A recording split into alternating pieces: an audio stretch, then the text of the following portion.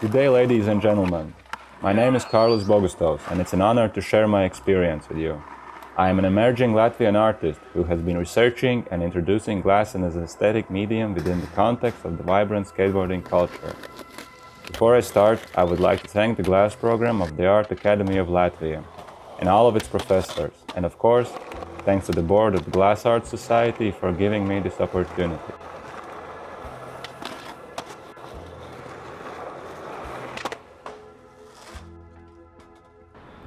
My today's presentation is about how seemingly different passions can be combined and contribute to each other, and how my practice of glass art and skateboarding supports this idea.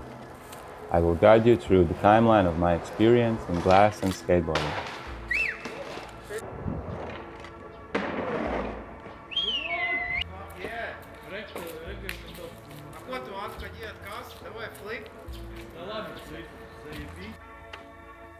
So I would like to start by giving a short insight into my journey as a skateboarder, because it's an important part of my life and the story.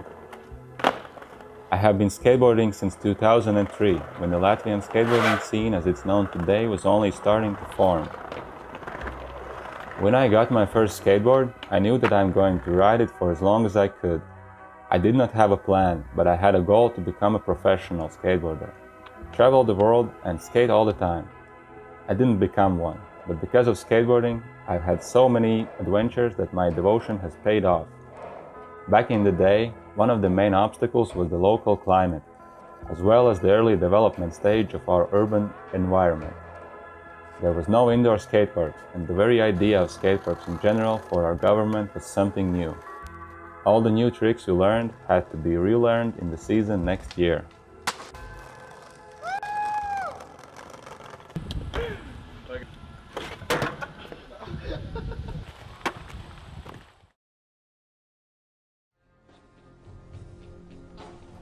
Skateboarding is an extensive sport. It's not isolated within or limited to the athletic achievement. Skill will always be respected and enjoyed, but it's all about the freedom and fun. That's why the inclusion of skateboarding in the Olympic Games has caused some disagreement on a global scale.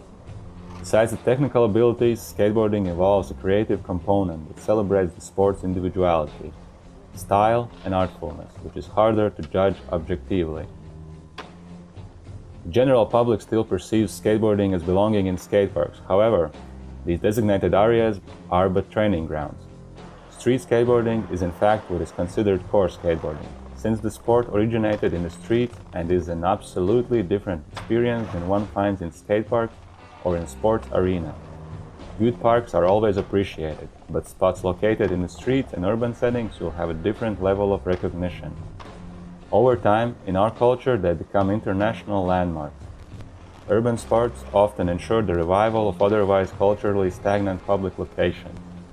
Our local city planners are slowly adapting to the idea of skateboarding as a great way to bring more people together and make spaces more welcoming.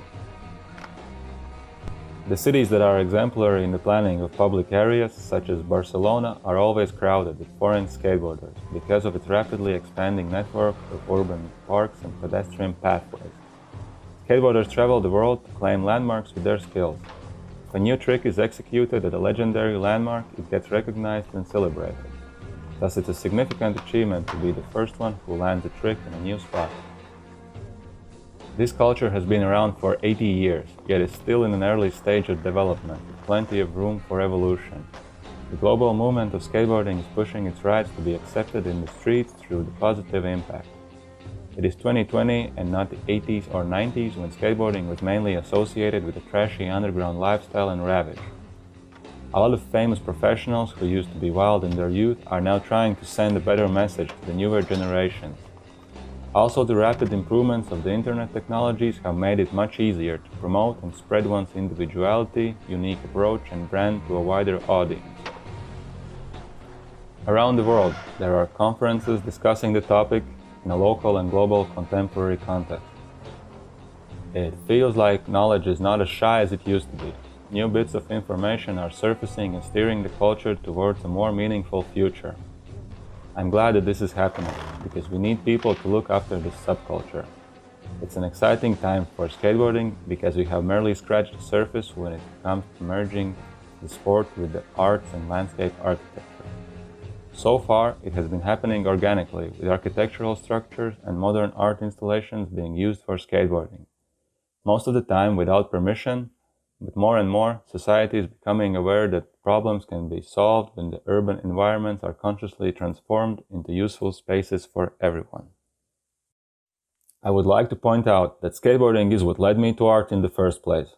Growing up in Riga, a city just about to be introduced to urban culture, gave me raw experience of skateboarding and plenty of ideas how the urban environment could be improved upon. In my young mind, I always admired monuments and statues for their unconventional shapes and particular materials. That is how I got into studying sculpture in high school, where I learned the basics of my trade. Many years later, when I started to study glass art, I would create my first object for skateboarding, and it was from glass.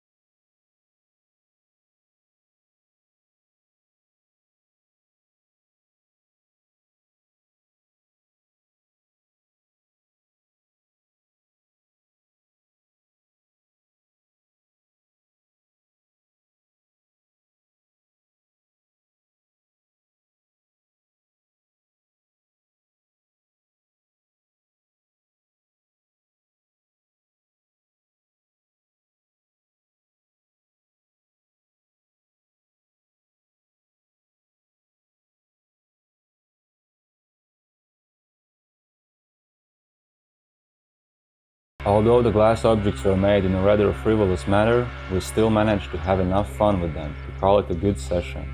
The initial attempt to skateboard layered glass objects resulted in a thrilling video performance and photographs. It was mostly spontaneous and improvised, but it opened doors to new ideas about how maneuver glass with a more structured approach in the future. A couple of years later, these documentary records were brought to the attention to the honorable jury of the Young Glass 2017 festival in Ebeltoft, Denmark. Invitation to perform live required deeper research and coming up with new technologies in making skateboarding objects out of glass. Since the objects had to be transformed from Riga to Ebeltoft, I had to face the challenge of making the glass objects foldable, portable, and durable. On top of that was the weight of performing live in front of an accomplished glass artist from all around the world. Live performance is not the format I prefer when it comes to skateboarding, especially during art presentations.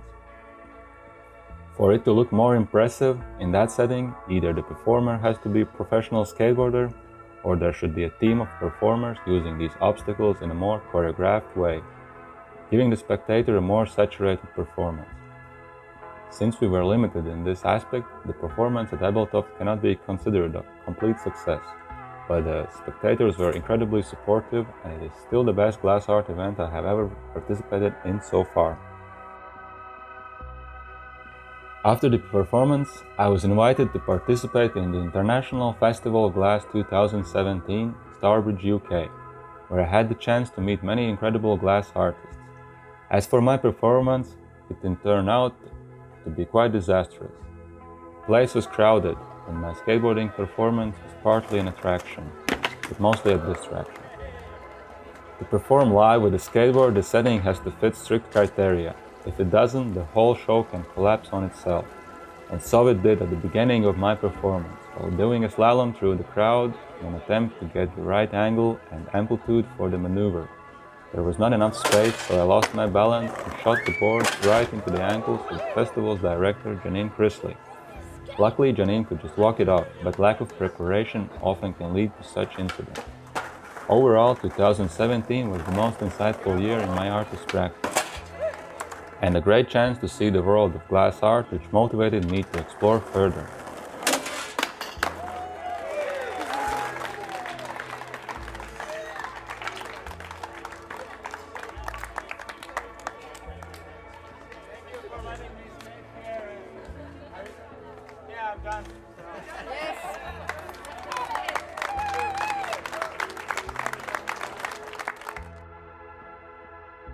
Before I continue, it is important that I explain a couple of the basic skateboarding terms, namely slide and grind. A slide is when you slide an object with the deck of a skateboard, whereas the grinds are performed on any object that may fit in the space between the wheels, making contact with the truck. It's a similar movement categorized by the different parts of the board. The difference between the two is drastic when it comes to the damage to the object the trick is performed on. The slides usually have an even impact on the given surface. The supported area is larger, and the softer material of wooden deck and urethane wheels reduce the impact. As for the grinds, the maneuver itself only allows sharp metallic hits that are similar to hammering. Here I must add that in skateboarding the slidest maneuver has significance, and any movement can be done in a variety of ways. For example, if a slide attempt is done aggressively, it could end up having more of an impact than a grind of a skater with a more relaxed style. Now back to glass. The first important achievement was the first cast curb made for the live performance in Ebeltoft. I expected the performance to have similar results as my first experiment where the curb dissolved during the skateboarding performance. But no matter how hard the board hit the glass, it just wasn't chipping. I valued its strength and decided to present the curb to the museum. The organizers accepted, and it participated in Young Glass 2017 traveling exhibition. When I revealed the durable glass curb, I was yet to discover that it was possible to make something sustainable from upcycled float glass. This led me onto a new path in the development of glass objects. Focusing on the durability solutions for skateboarding, the current best option is casting the glass layers into one.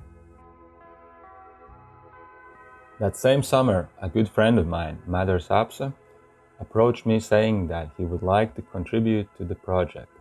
Madars is the only person from the Baltics so far to achieve a professional skateboarder status, which he uses for a good cause, gathering funds for renovations of the Granite Plaza around National Library of Latvia being just one of the examples. We started our collaboration by inviting a group of filmmakers who specialize in high-speed camera work to make a short slow-motion project about skateboarding glass. My plan was to cast 3 separate layered curbs, but it happened that the temperatures were set too high and the contents of casts melted together. Opening the hood, instead of 3 straight curbs, I had many different cracked tiles of glass.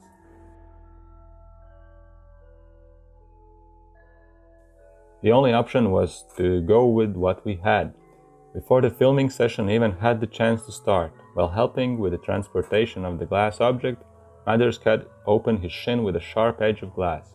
He handled the situation professionally, driving to the closest medic, fixing the cut, and getting back on board right away.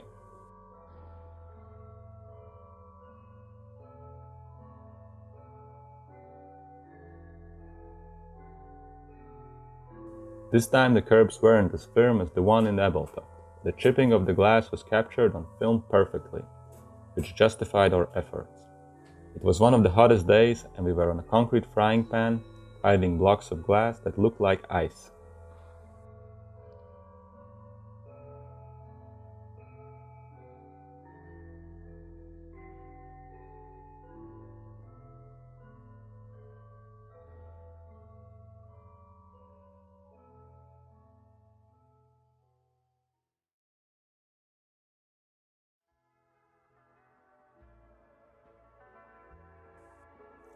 In 2018, I created what later became my personal favorite piece. It's curious how sometimes you do your best with poor results, while doing something a bit carelessly you can end up with something remarkable. It's something to think about for sure. At the place we skate, I had this rather large block of glass laying in the grass and I almost forgot about it. Then one hot summer's day I decided to put it to good use. As the sun reached its zenith, we started to work. The setup for building had everything besides water. We did what we usually do, go to the fire department across the street. People there, being the true heroes that they are, did not mind donating enormous amounts of water to some strange guys coming back and forth with 50 large plastic bottles. The glass was so firm that I was able to cement it between a couple of old concrete tiles. As always, I did not know what to expect. Would the glass hold on the concrete? Would it withstand the pressure from skateboarding? This piece is my first glass object that serves the function of a quarter pipe, a shape that I'm striving to implement in different ways with glass. A quarter pipe obviously looks like a quarter of a pipe. Different variations of this shape form a significant part of skateboarding. It has categories that come in many familiar shapes, like a mini ramp or a vert ramp, a bowl, or even a swimming pool with round banks.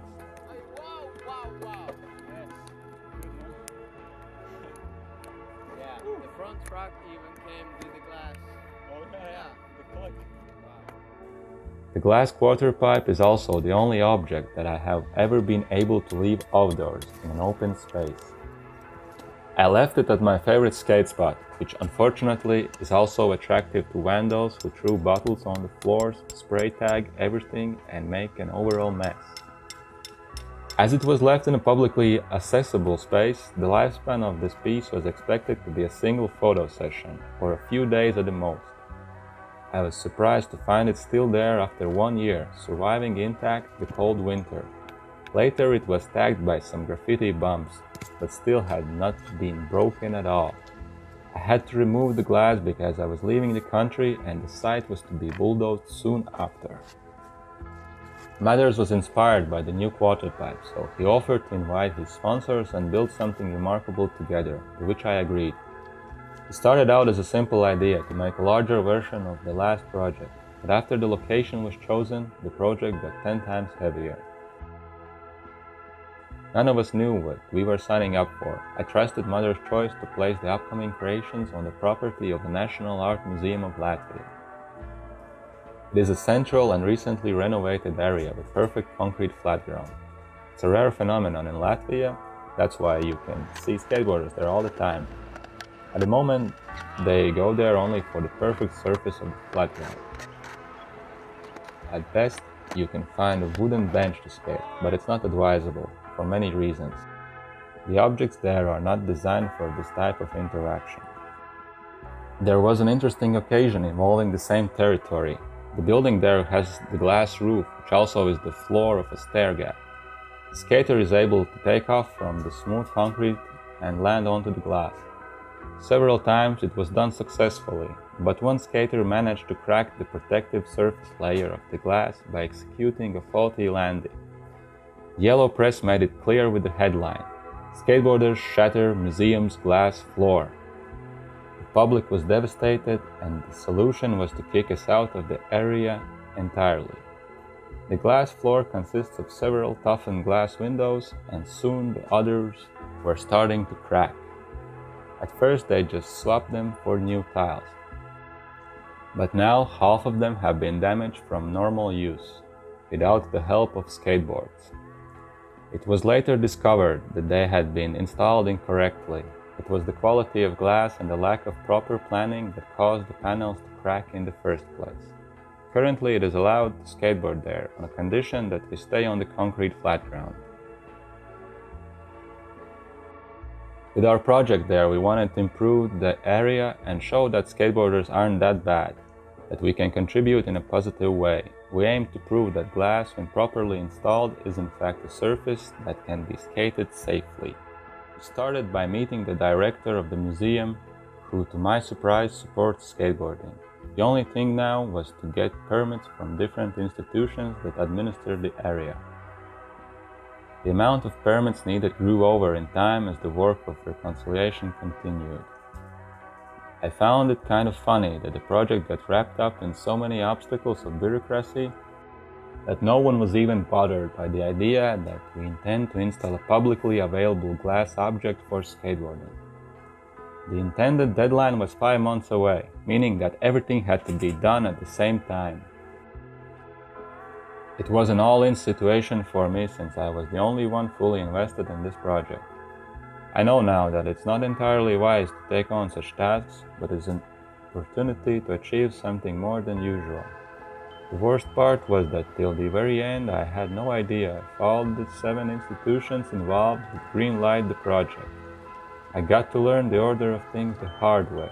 Besides solving the paperwork and meeting engineers, architects, and their requirements, I had to also work on the actual production. To create sustainable environmental objects of glass, I had to guarantee that they would hold weight. The designated area is widely appreciated in a central place, so to avoid high risks of injury caused by broken glass and avoiding disappointing the sponsors with a subpar outcome, I designed the glass in a way that it's rideable while its edges are protected by other materials like concrete, metal, and granite. This, as you know now, was to protect from slides and grinds. The shapes of the objects are conservative to complement the given area. I must add that the creative process was greatly encumbered by all the rules and regulations I had to follow to make it fit in the area. Our general sponsor, Red Bull, contributed with an honorarium of 3,500 euros that we invested in materials. For the surfaces of the objects, we chose one of the most luxurious materials in skateboarding, granite. Nearly half of the money was spent on it. The other half was our electricity bill. The rest of the project was achieved thanks to the generosity of others. The materials for all the glass skateboarding projects have mostly been supplied by Ernest Vītiņš, an industrious Latvian glass artist who has donated nearly an entire ton of float glass, shared to studio and glass casting film that would have otherwise been extremely expensive to rent. With the budget we could cover the electricity bill that was record high due to the kiln being used over for 10 weeks in a row. Manufacturing started with launching the first kiln. Its available space was 118 x 98 centimeters. The layering consisted of 10 cm wide and 98 cm long strips of glass. My employer, the decoration workshop, shared its carpentry tools and workplace. From plywood offcuts, I was able to make proper casts and bring them to Švenk, Latvia, concrete distributor who kindly offered their premises for casting and helped with transportation of the heavy filling. As the deadlines were approaching, most of my work was nearly complete. I had received 6 of 7 permits for the installation, when one of the government officials opposed the application and banned the project. I blew a fuse, and no one else could comprehend his shallow decision-making. The statement was made out of valuation from the past incident with the glass floor, and in his opinion, this would only encourage further damage to public property. It definitely was a massive risk to start the production before I got the permits, but sometimes you have to learn the hard way. We were lucky that sponsors took this as lightly as possible. This is just a tip of the iceberg. Everything has been hanging by a thread since the very beginning. Long story short, we placed everything in the storage. We searched for alternative places to install the pieces, but agreed to wait for a conclusive decision from the party that had denied us the permit. We chased them around, forced to reschedule meetings for about a year. Our friends who run a company that specializes in building skate parks took over the negotiations and eventually got the permit. I felt so lucky because it meant that I would be able to finish the project before the gas conference in Sweden. A few weeks later, COVID-19 took over, so now all we can do is wait to see how this unfolds. By associating skateboarding with my creative practice, I have found a tool that transforms ideas into reality.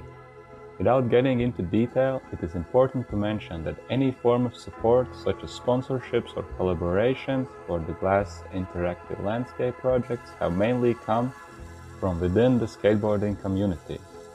That said, combining a craft with this popular physical activity is a great way to expose wider audiences to the cause. It shines a light on both the craftsmanship and the art of the sport. I believe that when you are passionate about something, you will always see it in everything.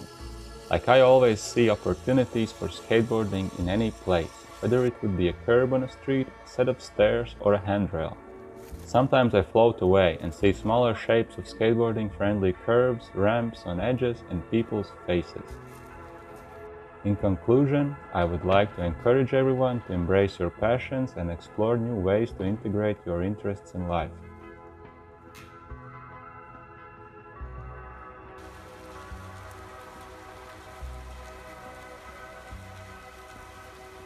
I have massively enjoyed proving that you can use recycled glass for long-lasting and usable landscape designed objects. I love the risk and fragility of the material that plays well into the rush you get from skateboarding. I see the potential of these two art forms becoming more and more appreciated through the medium of happenings or video performances. They say, glass breaking in your house means good luck is coming your way. I believe this applies to what I do, and just to end on a light note, I suggest you check out this Instagram account, Tinder Skate Spots, and of course, check out my work at my webpage, kārlis.bogustovs.com or k.bogustovs at Instagram. Thanks for your attention, stay healthy, and see you soon.